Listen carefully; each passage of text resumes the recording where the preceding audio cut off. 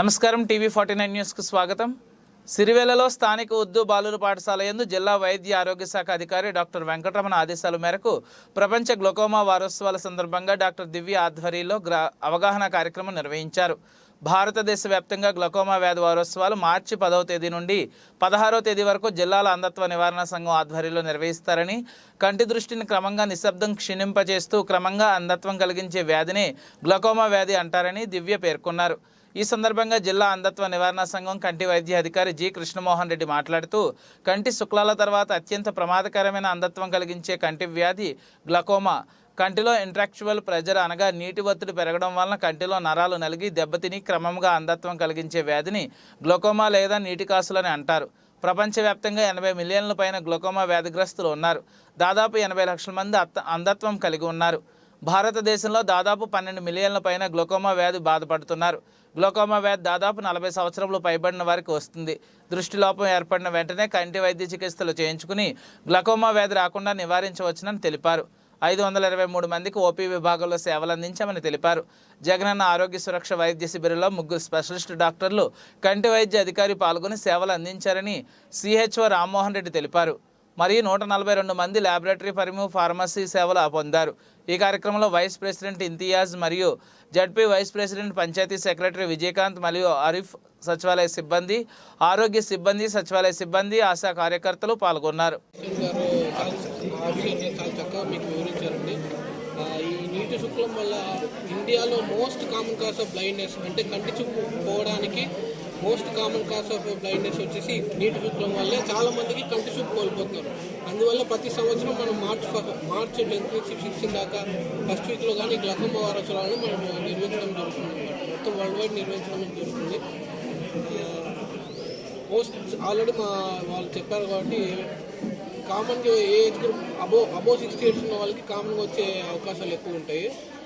దీని యొక్క most common symptom ఏంటంటే 50% వాళ్ళకి ఏ సిమ్టమ్స్ ఏమి ఉండవు.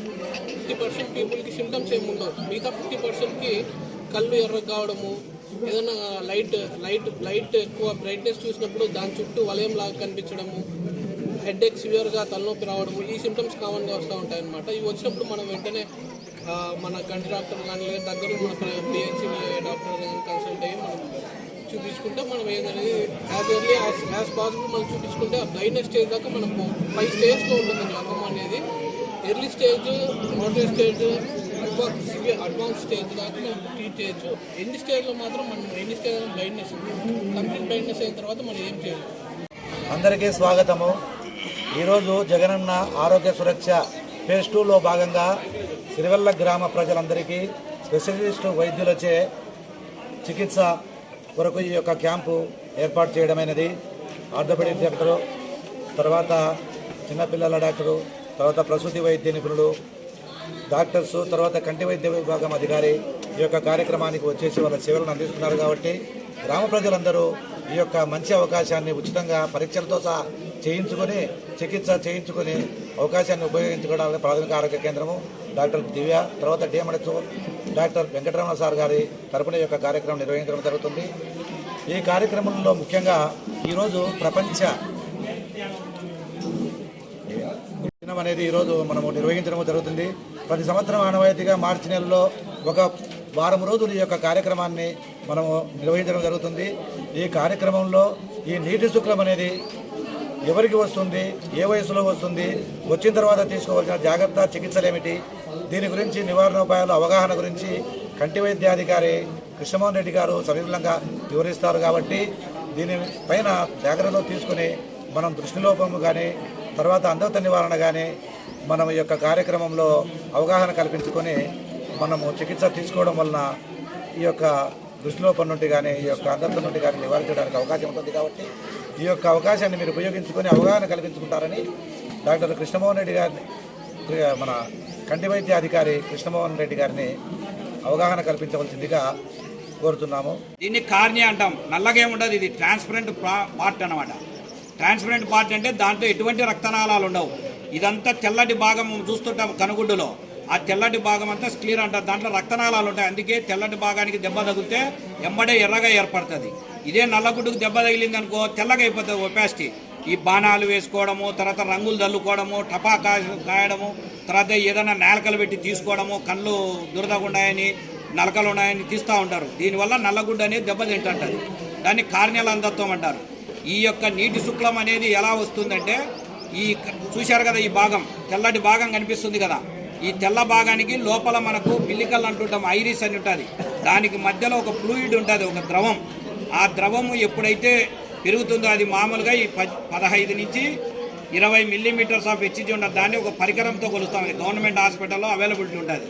కన్ను బరువు దూచుకోవడం ఎట్లయితే మనం బీపీ కట్టి బీపీతో చూస్తున్నామో 120/80 నార్మల్గా ఉందామో, అదేవిధంగా ఈ 15 మిల్లీమీటర్ల నుంచి 20 మిల్లీమీటర్ల ఆఫ్ హెచ్జీలో మాత్రమే ఈ నార్మల్ ఒత్తిడి ఉండాలి.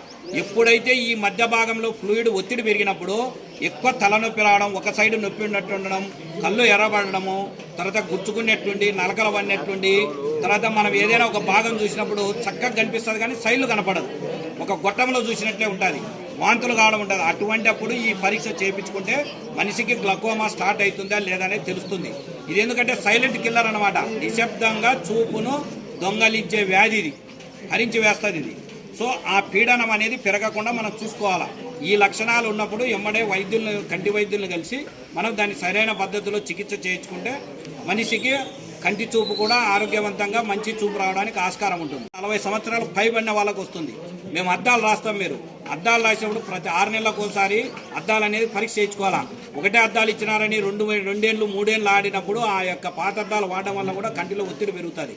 ఎక్కువ సెల్ ఫోన్లు చూడము, ఆండ్రాయిడ్ ఫోన్స్ చూడము, సెల్లులు చూడడం. ఈ సెల్లులు ఏవి చూసినా కానీ ఒక 20-25 నిమిషాలు చూసినప్పుడు 5 నిమిషాలు 2 నిమిషాలు పక్కకు చూపు మరల్చాలి. అదే పనిగా చూస్తే కూడా కంటిలో ఒత్తిడి పెరిగి లోపల ఆప్టిక్ డిస్క్ దెబ్బతిని దాని వెనక రెటినాలు ఇవన్నీ దెబ్బతిని చూపు పోయేదానికి ఆస్కారం ఉంటుంది. కాబట్టి ఈ జాగ్రత్తలన్నీ గమనించుకొని మనము మంచికి పోషకాహారాలు, మంచి ఆహార పదార్థాలు వాడుతూ కంటి చూపును పరీక్షించుకోవాలి. 40 ఏళ్ళు దాటిన వాళ్ళందరికీ చత్వారం ఉంటుంది. ఇప్పుడు ఇదే కార్యక్రమం ఇక్కడ 4 సచివాలయాలు చేస్తాము. 4 సచివాలయాలు కూడా అద్దాలు కూడా ఫ్రీగా వచ్చినాయి. దాదాపు 500-600 మందికి ఇచ్చినాం. సో ఈ కంటి వైద్య చికిత్సలు కూడా మనకు ఉచితంగానే దొరుకుతాయి. ప్రతి ఆరోగ్యశ్రీ హాస్పిటల్లో కూడా ఈ కంటి వైద్య చికిత్సలకు సంబంధించి ఉచిత చికిత్సలు ఏర్పాటు చేసినాం.